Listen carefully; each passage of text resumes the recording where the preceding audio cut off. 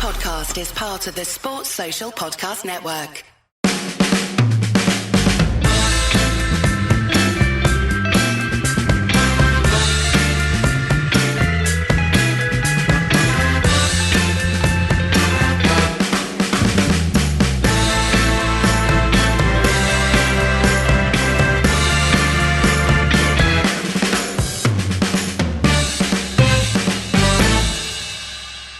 Ed, no games to preview this week. Everyone's going to be missing our in-depth analysis on United's next opponents.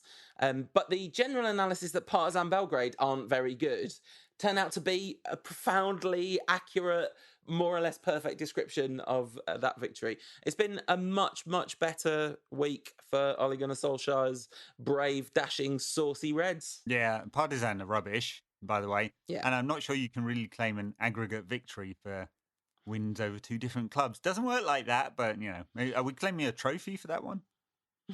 Yeah, they scored 6 goals in a week, even though we're Man United trophy.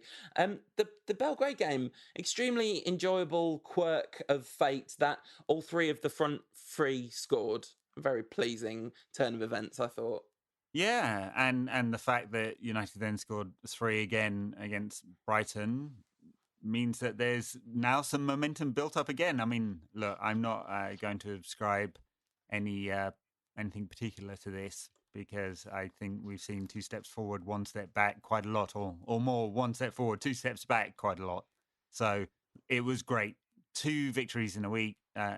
Partizan, they're not much cop at all, and it was just fun to see United be able to take apart a team because it hasn't happened very often this season.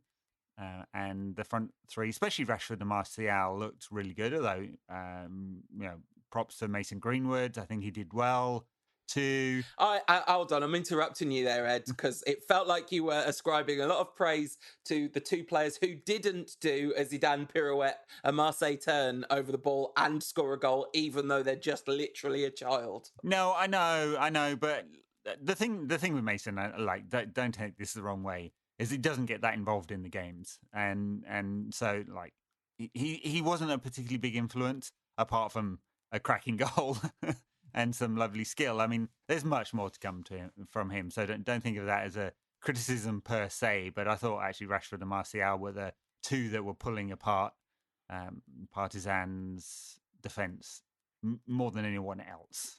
Yeah. But look, anyway, it was very effective from United, and that felt like a potential bonus. And then like add plus Daniel James, who had an excellent game against Brighton, and there's some real attacking firepower there if they can be supplied.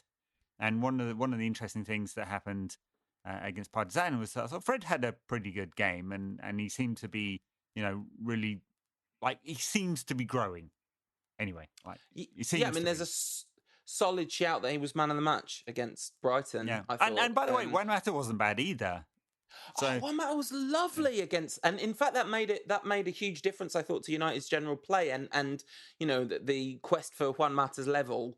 All right, you can write off Serbian League; he's still above Serbian League level as a number 10. He was so dynamic and energetic and full of running. I mean, full of like.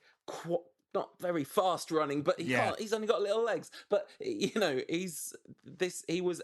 You're absolutely right. He was United's standout player probably on the pitch, I thought, against Partizan, and his running and movement and also decision making really helped Rashford and Martial to tear apart that. Oh, for sure, they create space if someone can find them. I thought Mata was helped, loads because. Nacho just stayed forward all the time in the Partizan midfield. Didn't really help Skekic and Jeddah. I'm probably pronouncing those horribly, but they just didn't, offer any kind of pressing at all on Mata. So Mata had all this time, and you had these 3 players moving in front, and it was perfectly set up. I mean, it's interesting. 2 games in a week where we've done well, and they're both very exciting. I enjoyed both games thoroughly, and you come out feeling really good. And then the sort of analytical part of my brain was going, but neither of them did the thing that you have to do in order to beat United, and it's not that difficult. I mean, Brighton today Yeah, we were recording Sunday night, but Brighton today, I was like looking at their defence going, you're 15 yards too high and 15 yards too spread out. It's all, and obviously their coach has been praised for we talked about Brighton last week, has been praised for taking Brighton forward, and Graham Potter. And I just thought he got it wrong today, and he played into United's hands. Now, that's not to take away any credit from United before I get loads of messages on Twitter telling me, oh, why can't you just enjoy a win, Ed? You literally did say you enjoyed the win, I did. to be fair. I did. Well, I tweeted today, fun performance, enjoyed that, with then some analysis, and was like, Ed, why can't you enjoy this win? I just assumed that everyone on Twitter is a teenager in his bedroom. I hate you. For reasons that I don't want to talk about, I've reopened my Twitter account for at least a little bit, and it's like slipping into an old comfortable pair of slippers, but an old comfortable pair of slippers that occasionally calls you the C word and relentlessly informs you of everything that's wrong in the world. It's very tiring. You can mute on keywords. You can mute on keywords, but and I have many keywords muted. That's why you never get any of my tweets, isn't it? Yeah, it really is. It really is. So you can't mute by theme though, which I wish you could. Anyway, Rashford absolutely excellent against Partizan, as was Martial. I thought Mason Greenwood's contribution, given that goal and an assist, pretty thoroughly decent. It's decent. It's decent. I'll be expecting 2 goals and 2 assists next week, though. Yeah. What was he getting a minute today against Brighton for? What's the point? I don't. There's a lot to be discussed about Ole Solskjaer's use of young players in big games. Ashley Young played in that game because he was suspended for the weekend, and so Brandon Williams was playing in the main game. Young got an assist as well, but I mean, and in fact, like a really nice one too, because that ball, I think it was it Mason's ball across that he killed dead. Young killed it dead, and Martial slammed it home. I think that was the Martial goal. Absolutely just sauce dripping. When United's front three play well, they are so fun to watch, and it makes it all the more frustrating in a way when they don't play well. But we know that's not just about the three of them, although it is a little bit also sometimes about the three of them. Oh, look, for sure. I mean, big defenders of Rashford and Martial on this show, aren't we? But it's not like we could claim consistency on their behalf. So definitely not. And then when you have a bunch of inconsistent players together, it really does mean it can be a few games in a row before it all clicks. So and that there is absolutely nothing. I mean, at the beginning of this season, it's kind of everything. This week at the beginning of this season is exactly what I'm looking for. So 2 bad teams don't really tell us much about where we are in the big great scheme of football, and who's going to win what and all that. Like, yeah, we can beat a really bad team, and we can beat anyone who's going to be open. And actually, that includes good teams. So we can beat good teams if they come and play open football. I'd rather play a good team who can play and want to come out and play us than a bad team who are relatively well organised. Well, yeah, you want a good team, not a very good team. Yeah, a very good team might be a problem. So we can play like Arsenal every week, no problem. I mean, that is the dream, isn't it? Although I'm not even sure if they're a good team anymore. Ultimately, I mean, they're quite a bit above us in the league, aren't they? But we are definitely not good. Well, did you see them at Leicester? They went there and parked the bus. They Mourinho balled it at Leicester. Well, they're preparing for his arrival, aren't they? Please. Emery's getting them ready. I thought Fred was absolutely superb against Brighton. Like, he was good, decent in midweek. But I thought he was magic against Brighton. His ball for Martial, for what ended up being the 3rd goal. So he puts the through ball through to Martial. Martial finds Rashford. I can't remember which way round it is. No, that was Rashford's goal. So yeah, Martial found Rashford, who scored. No, there was some shot and rebound and all that. Anyway. Ultimately, though, the point I'm making is Fred's not a very good one, really basically. Nice. But yes, no. The point I'm making is good. I'm just making it badly. Yeah, well, yes. We're moving on from bad point, badly made, which is 90% of this show, I guess. Yeah, look, I agree. Fred, just looking much better, confident, crisp with his passing. He's just, I haven't actually looked up his passing rate, but I imagine that his success rate is somewhat higher than it has been in the past. So even Andreas did okay things today. I'm not going to give him too much praise because, I mean, he got a goal because he got into a good position. He had another couple of shots, but he's not an effective number 10. Clearly, when Mata outperformed you, you know your time in this team should be up. I mean, 18 passes attempted, 13 completed. Okay. Both bad numbers. I mean, he didn't get the whole game, but still. And yeah, he did get a goal That's an by being in a improvement good on position. last weekend when he made 15 passes. Yeah, that's true. What, attempted 15 passes? No, completed 15. Yeah, because he's that. In fact, that therefore is worse than last weekend because he only completed 13 passes this week. This is where some of the stat sites. Well, no, when you look at the raw stats, it's fine. You can pick apart his game. I was just looking on who scored 7.9 rating for Andres simply because he shinned one in off someone else's knee. Exactly. So United went up really early, which massively helped. I mean, you say Graham Potter and Brighton didn't do what they need to do, but of course they were in the unusual position of being behind at Old Trafford early doors. So this is not a thing that normally happens to teams. And that was a courtesy of Pereira kind of, like you say, shinning one off a defender into the back of the net, and then a defender just thinking, "Oh well, I'll just do it myself." Then poor old McTominay, kind of probably deserved a goal. That Pereira goal is sort of statistically relevant though, because it puts us up to the giddy total of 5 different players having scored a league goal for United this season. Oh. That number is really bad. I looked earlier at each of the current top 4, all of whom have at least 9 different players who've scored a goal this season. So, well, is there something about United's squad and the inability of so many of those midfielders to score goals? No, that's right. One thing about Pereira is that's just his 3rd United goal. Somehow, in my mind, I'm like, well, at least he can score goals. I mean, it's because the ones he has scored up till this one was a blinding free kick and an absolutely insane mega worldie. Yeah. I think those were his previous goals. That's right, yeah. I mean, I did think at one moment during this game after United got that goal and then that second one where who was it, Proper, put it into his own net, that somehow the gods of Marcus Rashford's free kick were coming back to haunt us. But no, that's not right, is it? Because they were just having a little laugh with us. Yeah, exactly. It was the third goal that Fred did that through ball for. Of course, it was Rashford's goal. Martial didn't score in this game. He just got the 2 assists.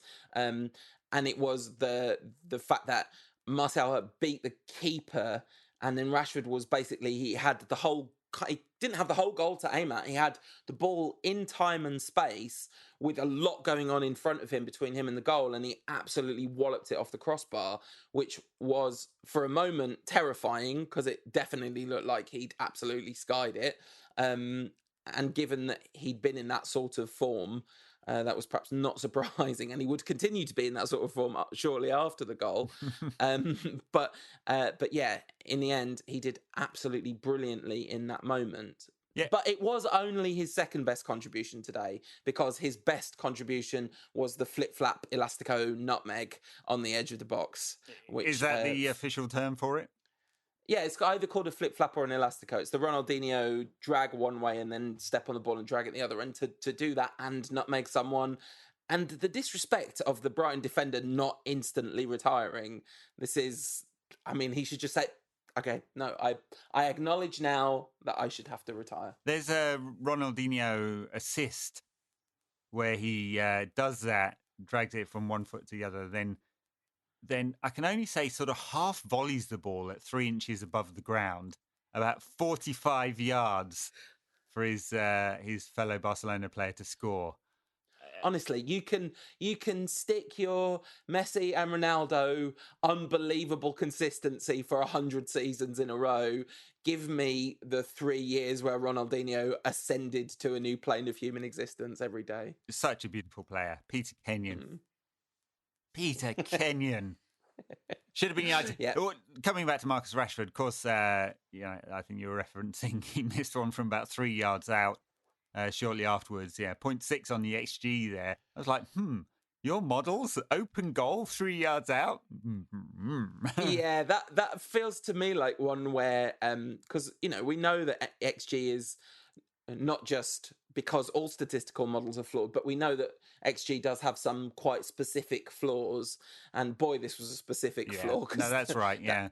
And then surely Matt Ryan made a couple of good saves from McTominay and Daniel James as well. And it felt like, although United are at 3.65 XG for this game, it felt like United had quite a few good chances. Well, to have 3.65 XG, you've got to have quite a few good chances, don't you? Yes. I mean, we didn't score for many of our 3 biggest chances XG. No, that's right. That's right. So, I mean, I think what I'm saying is if United put 5 past Brighton today, I don't think it would have been unfair. Brighton didn't offer very much going forward at all. Yeah, absolutely. I have to correct myself, though, because I'm presuming that 18 minutes got McTominay 0.62 XG chance is the one that was then tapped in as an own goal. That'd be right. Because it's from that exact position. So yeah. It took me a while to work out what the hell was going on there. They had a VAR check, and I'm not going to be like one of these pundits that talk about VAR every week, except I'm going to talk about it this week. And I did last week. And did you? Yeah, I was just going to say, so now you have to ask yourself the question, did I talk about it last week? I did. And just in case you don't know the answer, it's definitely yes. Yes, it is definitely yes. But it's that kind of thing that spoils the experience of football. So you can get all the arguments about whether it's correct or not correct, or whether in the second phase of play, a Sheffield United winger's knee was millimeters beyond a Tottenham player's shin, and this is before the cross even comes in. You can argue about all the technicalities. There is no doubt that for people going to watch games, 2.5 minutes of waiting around to see whether your team has scored a goal ruins the experience, because the best moments in football are when you score the goal and everyone jumps up and celebrates and hugs, and it's a great moment. And this is ruining it. Yeah, I've often sort of thought that some of the arguments about like how football is uniquely kind of flowy sport and can't really be broken up weren't actually right, because actually football is really not flowy except when you get very lucky. But the point of football is it's the disconnect between what most of watching football is like. Most of watching football is boring. Like in a 90-minute game, there are probably 10 minutes of stuff that happens, which is really dramatic and exciting. But the thing that it's better at than literally anything else, like almost literally any other sport, maybe with the exception of Test cricket, because it's got 5 days to build up to it, but that happens a lot less. The moment of the goal, the significant goal in a football match, is an ecstasy that you don't get in any other sport. And anything that messes with that, football's got a really big problem, because people won't stick around for the rest of it if you ruin that bit. And there's no doubt this technology is ruining that bit, because even when it feels like a clear goal with no fouls or anything like that, the VAR check is taking away that moment. I mean, today, absolutely nothing wrong with that Davy Proper, Scott McTominay combination goal. Nothing wrong at all. Where? What were they checking that they had to hold things up for that long? It's so strange because, I mean, to go a little off topic, I don't know if you watched City against Liverpool today, but City against Liverpool was... I mean, there's somebody, I don't know who it was, somebody tweeted a very funny tweet saying, the thing about VAR is you complain about it a lot, but you miss it when it's not there, like today, because the City versus Liverpool game was weird. It looked to me like there was definitely a possibility that Salah was offside for their second goal, and certainly, like, they cleared Martin Tyler said, oh, and the VAR check's done after about 15 seconds or something. Well, let's say 30 seconds. When, like you said, the Sheffield United one was 3 minutes of like lining things up very carefully. Why? How are they able to do that check so much quicker? And then there was another thing with Trent Alexander-Arnold had his arm in a outstretched position and the ball hit his arm, and I mean that's a different situation. Well, but there was one today. Was it Proper again, where his arm was definitely not in the silhouette and it hit his arm, and I was like, hang on a minute. I mean, the old rule, of course, was, is that deliberate? That's not the rule anymore. The rule is it a natural silhouette? So they must have decided that was, which is a bit weird when you've got your back turned and your arm sticking out. But yeah.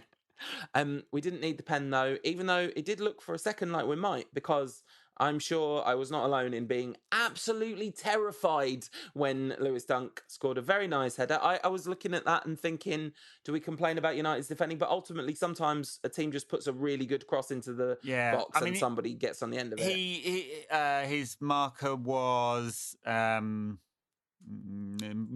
wasn't it? I think I'm right in saying that. Scott McTominay. So he lost his marker, but United don't zonal mark, they man mark at corners, and he lost his marker.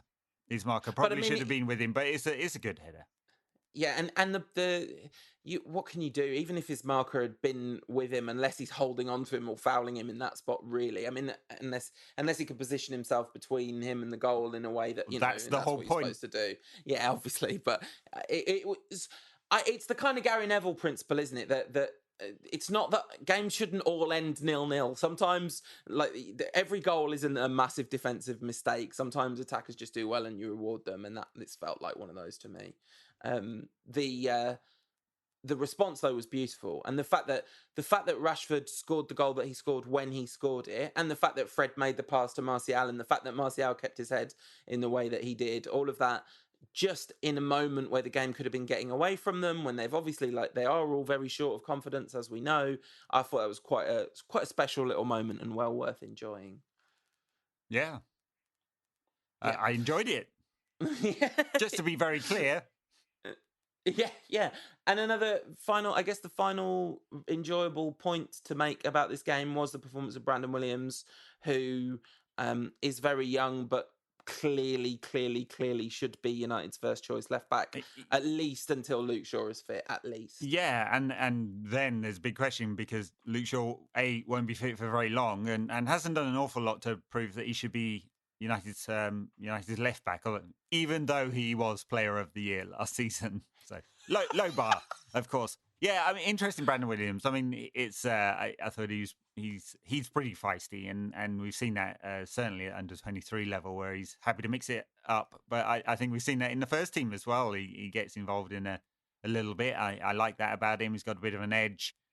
It'll be interesting to see whether left back is his final position, given that he's right-footed and he might be more comfortable on the other side. But of course, there's a bigger opening on the left for him. Had a good shot, didn't he, near the end as well, with his right foot from 20 yards or so. That would have been a good one for his Premier League debut. I thought he did well all round.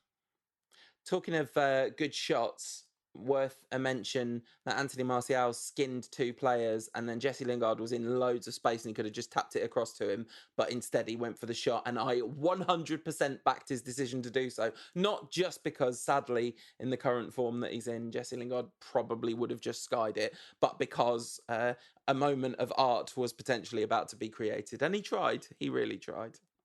Lingard had the one shot, was it? That went across the face of the goal. I mean, as I said in the WhatsApp group, it was a shot that went horizontal rather than vertical, to use football tactical parlance. Unfortunate. All right, should we take some Twitter questions from the listeners? I guess we should. We've got to fill this show up somehow, haven't we?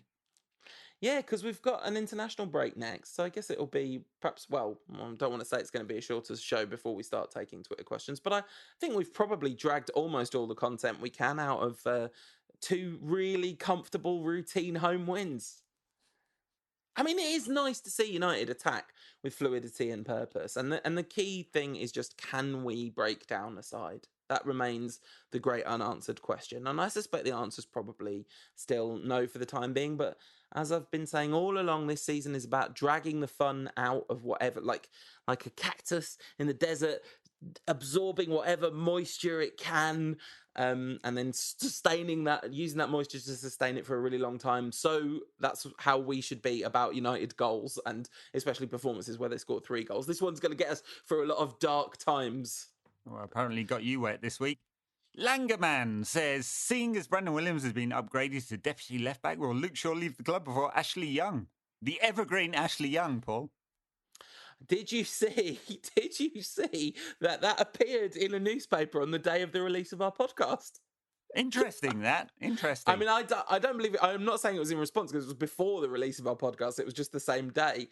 It made me laugh almost until stuff came out my nose. At Callum Orr says, why is Lindelof completely rubbish all of a sudden? Must be time for Twanzebe season when he's fit. Lindelof's... He did all right this week. Yeah, he's been a bit of a flake lord all along, hasn't he? Like he's had really good periods, but it does look like the natural partner. I mean, at the beginning of the season, we were kind of pretty sold on that being a workable partnership, but actually they are very similar players, aren't they, Maguire and Lindelof? And you do wonder whether, I don't know, a fit and somehow sane Bailly or a stepping up a level Twanzebe. God, I'm almost forgotten about Eric Bailly. Yeah. No, look, I think there's something in it, in that they're both sort of Steve Bruce with a decent first touch, aren't they? I mean, Lindelof, but probably he's Harry Maguire that just does everything just a little bit worse. And then Harry Maguire is a couple of steps away from being elite level. So there's a couple of problems there. And I think I mentioned on last week's pod, one of their biggest weaknesses they both have is in the turn, right? They're not particularly quick, and they don't particularly turn very quick. So I'm just laughing that you said last week's pod. I think you mean all this season's pod. Yeah. Oh, I'm just going to keep on saying it until you agree with me. I mean, I do. It's true. If you've been waiting for me to agree with you all this time, I fully agree with you. But yeah, look, just for the sake of competition, it would be good to see Tuanzebe fit and challenging, and Eric Bailly too, although I've kind of mentally given up on him. Just note for Marcus Rojo. I mean, he came on at left back with about a minute to go or something today, but he played the whole game against Partizan, and he did a lot of Marcus Rojo things. I have to say, I do enjoy, on one level, watching him play. I'm not sure I'd enjoy it too often because it'd terrify me. I would love it if he played for a team that I felt vaguely warm and affectionate towards, like not someone I wanted to lose, someone I could root for, but not us. Like he's very fun in his way. Yes. James Kenny says, it's at Jamesy Cantona on Twitter, says, should Pogba be the playmaker number 10 and leave the partnership of McTominay and Fred to continue? Yeah, I kind of think so. We flip-flopped on this question quite a bit this season, haven't we? And it's the big trade-off in Ollie's decision-making in midfield. But I think right now, if Fred's playing well and McTominay's obviously a shoo-in if he's fit, kind of worrying he's hobbling around at the end there. Well, hobbled off. He hobbled off both games. I mean, he hobbled off against Partizan. I think he got stretchered. He hobbled off and then got stretchered down the touchline, I think, against... And Solskjaer Same said ankle? I'm not sure. Solskjaer said it was ankles, and he said scan tomorrow, and he said he once had one and he was out for 8 weeks, but sometimes it's 2 weeks. Yeah, soft tissue damage takes a long time because it's a flexible joint.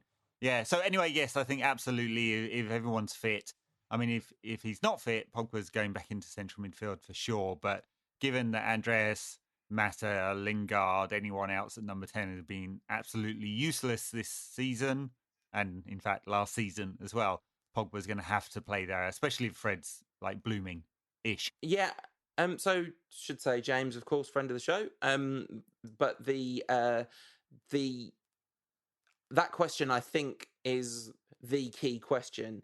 And like 2 good games from Fred, but generally I would say like an upturn in form and a kind of gradual growing, transition from pub footballer to Premier League footballer has taken place with Fred. It doesn't mean he's not going to have bad games again, but this run in the side, this forced run in the side has been extremely good for him. And the fact that we're now saying, actually, putting Pogba at 10 and having Fred and McTominay behind him looks like the best use of everyone. That's effectively like a luxury at this point, given how desperate things were. Given the idea when Pogba got injured that would be a feasible thing when he came back, and you wouldn't just be absolutely desperate to get Fred out the side. That's a big change, and it's pretty good.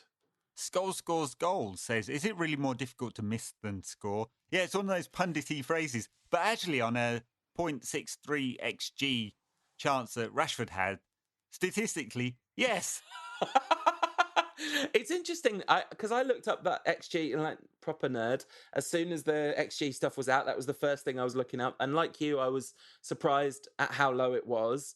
But and in a way, that is probably to do with, as we were saying earlier, the kind of deficiencies in the XG model, and then sometimes very specific chances don't map onto the things that are kind of registered by XG, which is like, is it a shot or a header? What kind of ball was played to it? And all the models vary slightly different, very slightly in how they analyze it. But that did look like a bigger chance than that. But on the other hand, if that actually is a 6 times out of 10 strikers would score that goal, Rashford should probably get less stick for having a 4 out of 4 times. 40% of the time is a lot of the time, isn't it? So. But to be honest, that didn't look like a 60% chance to me. Ian Burns says, is Pep a fraud? Well, we've got a first-time question from @NWOERSAA who says, is Josep Guardiola on something, and what is it? And then, was he right in his criticism on the refs here? I don't know if you've seen the passive-aggressive Pep saying thank you to the ref. It's one of the funniest things I've ever seen. It looks like somebody not getting the Christmas present they wanted from a relative and being like, thank you very much. Yeah, this is just what I've always wanted. It was, he's a child when he loses, Guardiola is, but we've known this all along. I think he's not necessarily, it doesn't have to be on anything. He's driven to the point of insanity. And it was a frustrating display, I thought, today. I would have been frustrated if I was a City fan.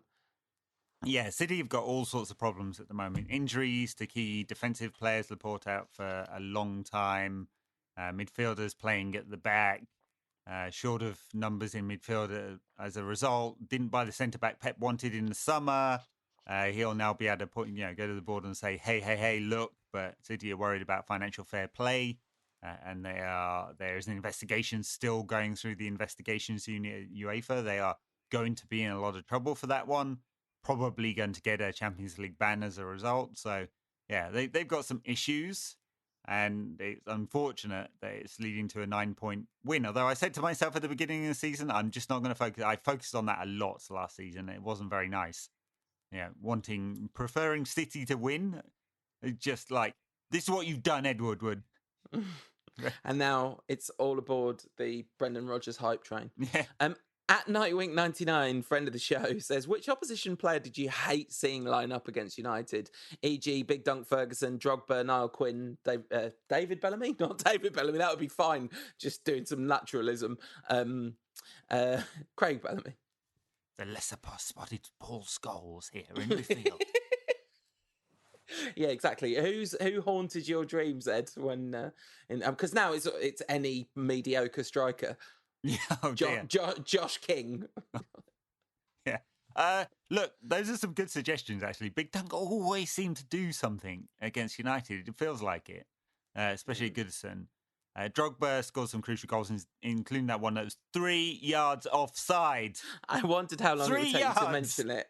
3 yards. You don't need VAR. VAR could have been in a different bloody country at a different stadium and spotted that one. We support a team where Roy Carroll literally threw a ball out from the back of the net and the goal wasn't given. Yeah, but it didn't change the championship, did it? No, that's a good point. Yeah, Drogba was a big one for me. Craig Bellamy, not so much because he was like good and effective against us, just because he's just the most annoying. Yeah. Although I did enjoy it in that City United 4-3 game where he scored and he's still celebrating basically as Michael Owen puts it into the back of the net. And talking of Owen, segue onto Shearer, because those two have had some beef recently, which is kind of fun. I've been enjoying that one. Shearer was pretty annoying. I mean, he scored quite a few against us. Robbie Fowler. Because what a horrible man.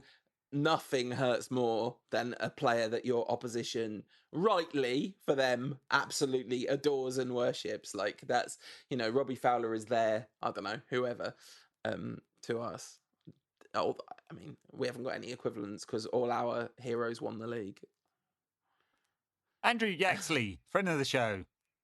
Andrew, he's a Portland Timbers fan. He's from Manchester, but he moved to Portland, and as you know, I spent some time in Seattle. So I guess if I have to pick a MLS side, and I would advise the listeners not to do it. It's rubbish, but it would be Sounders. So they're big rivals. Sounders are in the MLS Cup final.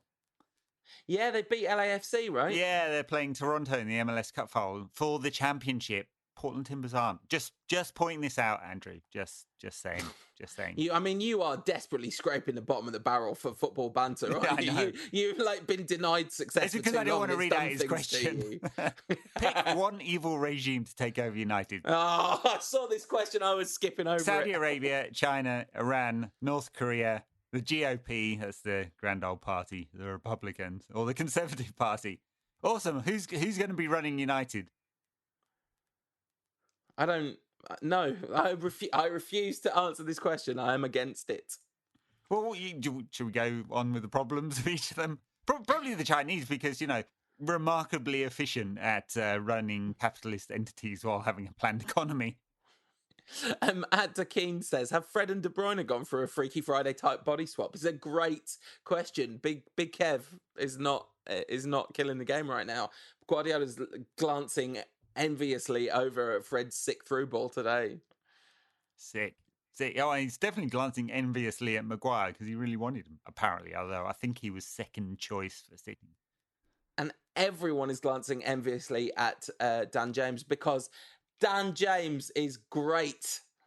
I'm not having this like, oh, well, maybe he'll be good. Dan James, I'm buying full investment in stocks and shares on the Dan James is going to be real good hype train.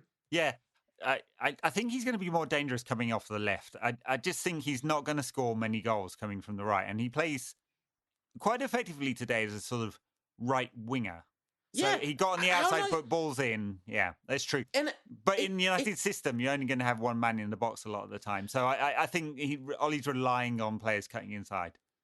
But the flip side of that is when you have a front three of Rashford and Martial and James, what often happens in attack is it becomes a sort of asymmetric formation where you've got a right winger and two centre forwards, and that actually works really well quite a lot of the time. And I think the fact that James isn't cutting inside means that Rashford and Martial can be more of a front two pairing, and obviously you've got then a problem of overlap on the left. But if Brandon Williams continues his development and if Pogba comes back to play at 10, Pogba's going to naturally drift out that way anyway. You've then got potentially quite a balanced, unbalanced attack. Yeah, I guess. I mean, I think you're going to get 5 goals out of Dan James in a season playing in this position, and you could get 15 playing off the left. So yeah, but you might get I don't know what chance create. You might get a lot more chance creation out of it. And then 100 goals for Martial and Rashford, which if you do the maths, that's a net goal. That's a net profit. Totes. Yeah. All right, Einstein. Robert Smart says, how much is it going to take to get Maddison? Whatever it takes, I think. I mean, he's certainly growing. I mean, the amount of chances he creates. Although I do wonder in this United side, would he just... No. He would make a big difference because he would just create chances from 2 in midfield or out or off the left or at number 10. Yeah, absolutely.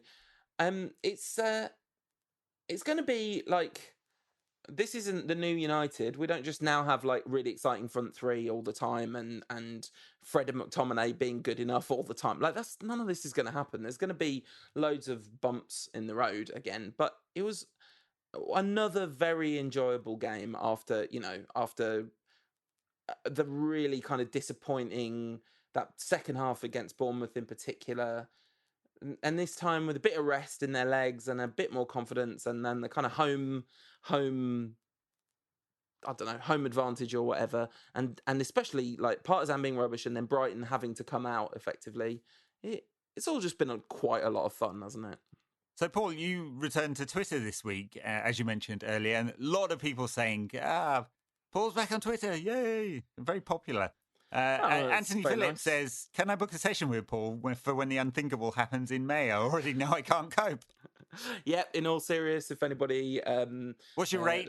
Got a rate? I'm got a rate card? Flexible, depending on people's circumstances. Good negotiating tactic. It's not a negotiating tactic, Ed. My job is to help as many people as possible. Yeah, right.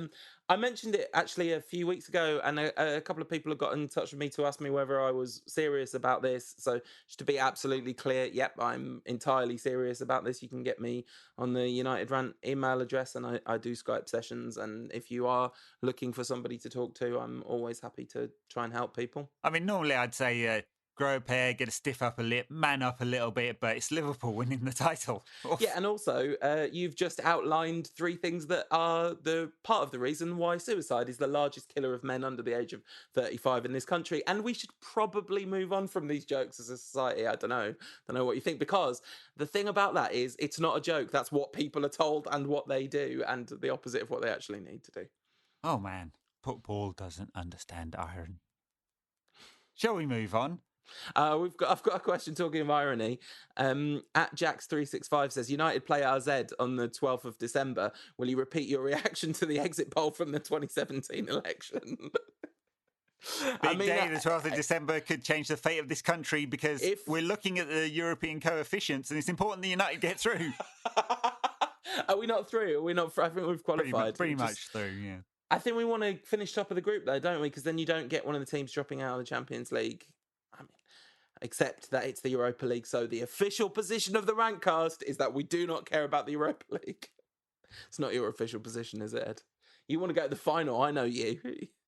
We looked up where it was, I can't remember though. Might have been, Gdansk. Yeah. Very cool looking stadium. I did actually, after we looked it up, I checked flight prices and I thought, they're quite reasonable. I might just buy one on spec. Yeah, I mean, because they won't be reasonable if we get close. No, it's Gdansk. You'll be taking a train there or something.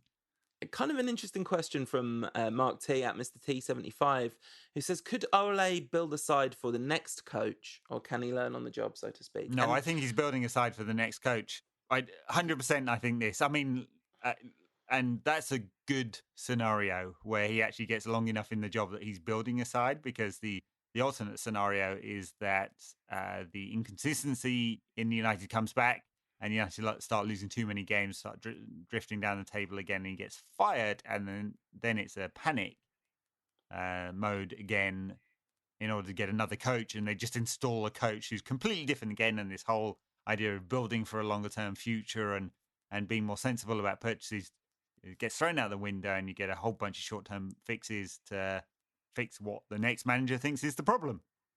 And I think that the thing about learning on the job is a really interesting thing. And I think this has to be one of the hardest jobs in the world to learn on, because one of the things that you need to be able to really learn and change is to feel reasonably safe and comfortable. Like, stress is a very big antidote to information retention, for example. Like, stress reduces your capacity. I mean, it temporarily increases your capacity to do all sorts of things in terms of adrenaline and cortisol and all that stuff. But in the anything beyond the immediate short term, stress is really bad for you in all different kinds of ways. So to be in a job where you're relentlessly under endless pressure and to learn on that job is a very, very big ask. Because where does the development come from? You're constantly, just like all Solskjaer can think about, he's got a break during the international break, but normally he's, you win a game, you're playing again 3 days later. You lose a game, you're playing again 3 days later. Learning is difficult in these circumstances. Well, yeah, I'd also say one other thing. This is Manchester United. It's not, I mean, any coach who comes to United has to learn something, because, as we found, even with Louis van Gaal, extremely experienced, that got to him. Mourinho wasn't able to necessarily deal with the pressure very well. He did a very Mourinho thing about it. But, I think there's a learning curve that's just a little bit too steep for Ole. Typically, you'd say, typically with these elite jobs, it typically goes to an elite manager. There's not too many times where one of the big European club appoints someone who's completely inexperienced. Now, Pep got the job at Barcelona 10 years ago, and that's was surprising. Although they'd obviously picked out that this man was going to do a certain thing beforehand. They kind of decided this, and he had a couple of years with the B team as a result. But these are rare examples when a top European club appoints someone completely inexperienced, which United have done. A few years back, was it Gianluca Vialli got the job at Chelsea, and Marcello Lippi said it was like putting a learner driver in charge of a Ferrari. It's a little bit of that. Yeah, and looking at Solskjaer today, I mean, obviously we won. He's got to be happy about that, but he just looked exhausted. He really, I mean, I know I said the other day he's not looking great and it looks like it's aged him, this job, but he looked kind of, if anything, even worse today. And there's something that I've noticed, which I find a little bit concerning, which is if you look at when he's on the bench, sat next to Michael Carrick, Carrick looks like, he kind of looks a little bit like Ryan Giggs used to look when he was listening to Louis van Gaal. But sort of even more so, there's a little bit of Carrick which looks to me like he's thinking, I can't say, what the hell are you talking about? That doesn't make any sense. This seems ridiculous. But if I could, that's what I would be saying. I don't know. I'm reading a lot into a couple of moments of touchline footage, but I picked up a vibe, that's for sure. I mean, I agree with the first part. Ollie does not look good. It's like looking at those pictures of Barack Obama on his first day in office and 8 years later, except that's happened in 10 months. It's a tough job. And as we talked about on the Patreon bonus content last week, it's a tough job. And he has not won a lot of football matches in the time that he's been in charge. So I think that probably does it for the show, right? Have we any big United news this week? I don't think much developed, did it? No, I don't think so. Did we talk about the women's team? They won last weekend, 5 on the trot. We didn't mention that. No game this week because it is Women's International Week. In fact, I went to the England versus Germany match at Wembley. Horrible, corporate, soulless, nasty stadium. I've never liked Wembley. So the old one, although you couldn't see anything because of the low sort of gradient of the seating, so it was always horrible, and the toilets were always overflowing, so you're like wading through piss all the time. At least had a sort of atmosphere to it because it was old. This one just feels cold. I mean, you've been a couple of times, don't you? I mean, the games make it, I guess, but on a game like that where I wasn't particularly passionate about it, but was taking the family, then it's not particularly great. It was an interesting atmosphere though because there were 80,000 people there for a women's game. So highest attendance ever for a women's international, an England international. Yeah, there've been some GB Olympics, but also there've been women's teams with better attendances than that in the olden days before the. Well, that's right, in the 30s. Yeah. Anyway, it was a good atmosphere. A lot of sort of England flag waving and stuff like that, but kind of family atmosphere. Until Germany scored a last-minute goal, and it got a bit Brexity. Got to say, the F and the C word were out, and I was like, as you know, Paul, and listeners to this show know, I like a swear word or two. Yeah, you'll notice no bleeps this week so far. Yeah. I've done pretty well. But that was a 5-star bleep required for a family audience at Wembley. If you're wondering, because we have video chat going while we record this, and if you're wondering what the hardest moment Ed has experienced today, it was definitely not swearing after he said Peter Kenyon. That was quite a moment. Talking of the United women's team though, Kirsty Hansen made debut for Scotland. Yeah, but she was Player of the Month as well. In not for United, but for the Women's League. And Ian Wright announced that with an ad produced by our friends at Tifo, which was very exciting. I was very excited by that anyway. But yeah, fantastic for her and evidence that the United's women's team is clearly in a much more functional place. Casey Stoney signed a new contract. That's right, till 2022, I believe. Yeah, Stoney 2022. Yeah, look, it's in a very good position, the women's team at the moment. There's a question at right back, I think. and a very inexperienced player we've got there at the moment. And I think another forward would really round out the team, but in a very good position to finish maybe third or fourth in the league, which I think is probably exceeding expectations. And I think we're going to try and get some guests on to talk about the women's team, because I think that's that'd be great. I've not paid a lot of attention to it because I don't pay attention to almost anything in football outside of United's senior men's team. You should get on MUTV. There's good entertainment to be had. The under-23s won again this week, and the under-18s. There's always it's good when the first team's depressing. I was going to say we'll get someone on to talk about the youth teams. Not that you couldn't do that, but we'll get someone on and have a chat. Just someone better, There's no one better than you at talking about United, Ed. We all know that. Thank you very much for listening, everybody. We really appreciate those of you who choose to spend time with us every week. And you should subscribe, folks, because we don't often ask you to do that. But since we haven't been relentlessly negative about everything this week, smash that subscribe button, tell your friends. Yeah, and in all seriousness, the tell your friends part of that, like, please do tell your friends about the show if you think they would like it. And also, a thing that still helps podcasts is, and we haven't asked for this for absolutely ages, but reviews on the Apple podcast store in particular. So other helps massively. Yeah, that is the number one, because everyone else takes the Apple feed. Yeah, exactly. So anyone who, if you like the show, sort us out with a 5-star review on there. Basically, if you don't like the show, please don't. But if you quite like the show, don't give us a 3 or 4-star review, even though I would appreciate that from a personal perspective. It's algorithmically not good.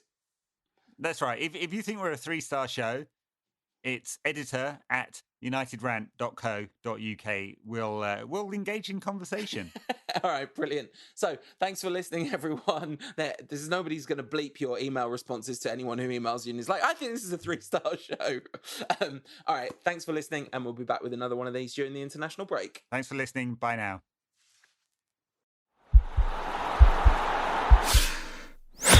This podcast is part of the Sports Social Podcast Network.